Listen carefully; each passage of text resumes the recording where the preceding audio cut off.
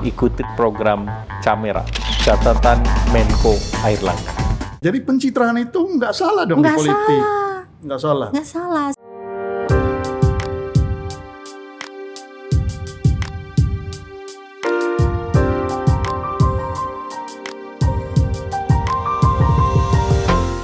Saya ingin ngobrol ini saya sengaja ajak ngobrol secara khusus karena Mbak Lely Tahun politik. ini tahun politik, yang kedua Mbak Lely memang membuat buku secara khusus Iya. tentang gaya komunikasi politisi, politik, iya. gaya komunikasi politik dan politisi. Ini kan menjelang tahun politik, gitu ya. Iya. Gimana sih gaya komunikasi yang diminati hari ini oleh publik, Ya. bagi terutama politisi? Ya. Sebenarnya kalau kita belajar ilmu komunikasi, model gaya, misalnya ya tipe komunikasi orang itu pasti berbeda. Kita kan cukup bangga memiliki berapa presiden sekarang? 7 ya? Soekarno, Soeharto, Habibie, Gus Dur, Iya, Megawati, Ibu Mega, Pak SBY, Pak SBY, Pak Jokowi. Pak Jokowi. 7 berarti 7. benar ya, 7 Ya. ya. Nah, adakah gaya komunikasinya sama dari ketujuh orang ini? Kan tidak. Pasti beda. Kan Ya, tidak. Dan kita bangga mereka memiliki kayak gaya itu. Bung Karno dengan ketegasannya misalnya kan, Pak Soeharto dengan senyumnya, makanya dibilang sebagai smiling. Smile Itu. general ya. Iya. Smile general ya. Makanya kemudian Pak Gus Dur ya, Habibie juga dengan gayanya yang kepintarannya Gaya. tadi, Gus Dur juga dengan Ceplos-ceplos. cueknya, ceplos-ceplosnya, Bu Mega dengan diemnya, Pak SBY dengan galennya, lalu Pak Jokowi dengan apa adanya gitu kan. Nah, ini kan merupakan hal yang tidak bisa kita terjemahkan. Nanti yang ke-8 siapa? Apakah Sebastian Salang jadi presiden? Gayanya akan Amin. beda lagi gitu kan. Nah, gayanya akan beda lagi loh Bang. Tapi di antara semua itu satu yang saya tulis di buku saya itu, kita itu tidak punya model komunikasi politik. Satu-satunya model adalah Tanpa model. tidak ada model. Dan bukankah tidak ada model itu adalah model? Dan Oke. namanya bernama tidak ada model. Nah, ini preposisi yang sangat menarik ini untuk kita kupas. Saya pikir hanya berlaku ketika itu saya tulis sebagai sebuah preposisi di disertasi saya. Tapi ternyata berlaku sampai sekarang. Coba bayangkan. Adakah kita bisa menilai orang dari partai politik tertentu yang gaya komunikasinya sama?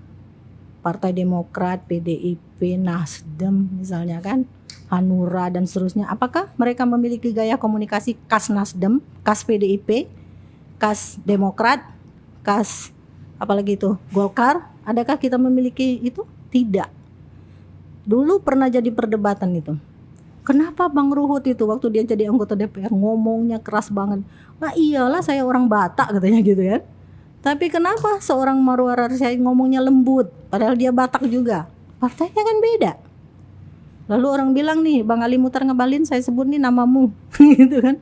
Katanya orang dengan ciri khas tertentu pasti bersuara santun, lembut dan sebagainya. Waktu itu Bang Ali kan pakai sorban waktu di DPR.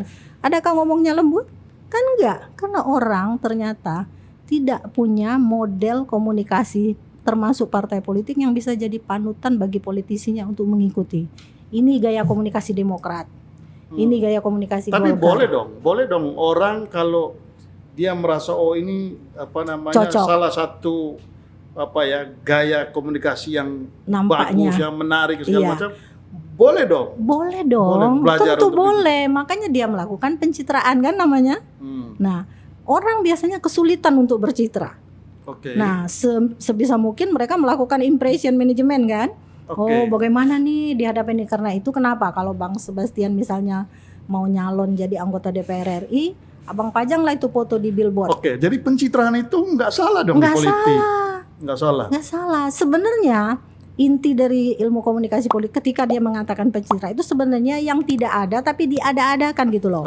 Oke. Nah, jadi orang Itu- nyalon pakai sorban, Bang. Pakai sorban, pegang Al-Qur'an, pegang tasbih. Padahal kita tahu latar belakangnya seperti apa. Tapi nggak apa-apa dia pajang foto itu kan.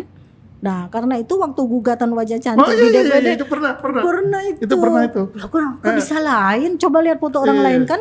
Kalau kita lihat orang aslinya kok beda ya. Loh. Nah, itu Nah itu lucu. Lucu. Jadi ini politik memang lucu ya. Iya. Jadi, padahal itu simbol kan. Digugat simbol. oleh temannya, kenapa dia terpilih? Karena foto yang dipajang itu lebih cantik dari aslinya. Padahal aslinya cantik. Kan Nah, dipanggil TV. itu kan digugat kan begitu kan? Iya. Begitu, dan itu terjadi loh di Indonesia. Makanya itu. gitu Nah, loh. dan itu tapi intinya pencitraan. Segitunya persaingan ya antara bagaimana harus mengkomunikasikan gaya masing-masing Tapi kan gitu begini. loh. Tapi kan lagi-lagi begini. Gaya komunikasi ke publik itu kan ujung-ujungnya kan Meraih mendapat suara. ya kan, mendapat simpati, mendapat perhatian, mendapat empati atau mendapat dukungan enggak? Iya. Kan ujung-ujungnya itu. Iya. Tapi kalau orang berkomunikasi menimbulkan antipati, Ya udah nggak itu kan kepilih. merugikan. Ya, Kepilih. pasti nggak kepilih. Iya. Nah sekarang ini sebagai pakar komunikasi, Nah, komunikasi yang elegan, yang menarik, yang efektif, itu seperti apa? ya intinya memang komunikasi persuasi sih Bang. Intinya cuma satu itu aja. Yang lainnya abaikan dulu. Karena Oke. dengan kita meletakkan orang secara equal, punya simpati, punya empati, punya perasaan seperti apa menghadapi dia, itu lebih mendudukkan posisi itu. Tapi yang parah saat ini tuh yang ada di mata rakyat ya sekarang ini. Biasanya komunikasi antara yang memilih dan yang dipilih selesai ketika yang dipilih itu terpilih. Nah, tiba-tiba ada jarak komunikasi di antara HP-nya nomornya ganti, ditelepon nggak mau datang, pulang ke dapil, ke konstituen tuh dengan gaya yang berbeda. Biasanya ada banyak orang yang ketika dia masuk ke DPR berubah identitas, bukan namanya tetap sama Bang. Penampilannya beda, HP-nya beda, bajunya beda. Sekarang ini kan kita kalau DPR sudahlah, kan itu banyak sekali. Iya. Sekarang kita ngomong presiden deh, calon Oke. presiden. Ini komunikasi calon presiden seperti apa yang seharusnya?